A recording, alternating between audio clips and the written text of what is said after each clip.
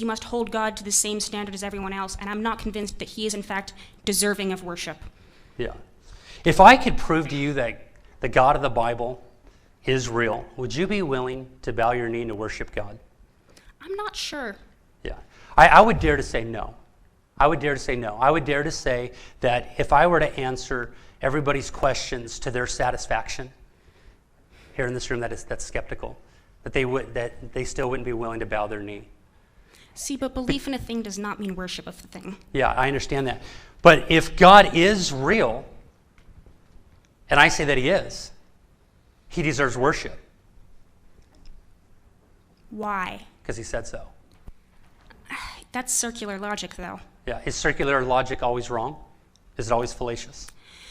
It is one of the major fallacies. Yeah, is circular reasoning always fallacious? It doesn't prove anything because it uses itself as proof. Yeah. Is circular reasoning to you, is it always wrong? Yes. How do you know your reasoning skills are valid? Well, same reason everyone else in this room does. They were taught a certain way of reasoning from a young age. They use external sources, hopefully, to back up their opinions and thoughts. And when that is not sufficient, they hopefully attempt to find out as much as possible about the thing before making a decision. So you use your reasoning skills to validate your reasoning skills. Is that circular?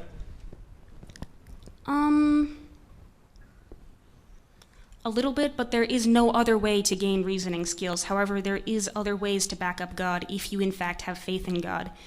Faith does not require proof, but that does not mean faith is correct. Okay, thank you. I don't know where else to comment. Well, with that, besides the fact that you mentioned that circular reasoning is always fallacious, and then you just gave room for circular reasoning. And in fact, it's not virtuously circular, it's viciously circular. If you were to say, prove to me God is real, and I say God is real because God is real, and I just say it louder and louder, you wouldn't accept that as evidence from me.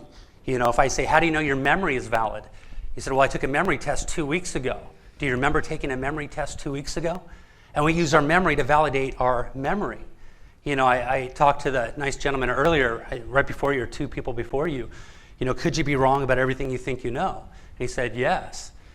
The question for you, Mark, could you be wrong about everything you think you know? And I say, well, not everything. There are certain things that I can know. Remember, not that I have to know everything, but I have revelation from somebody who does. Mark, how do you know that this isn't the Matrix? How do I know that? Because this isn't the Matrix. This is taking place. This is real.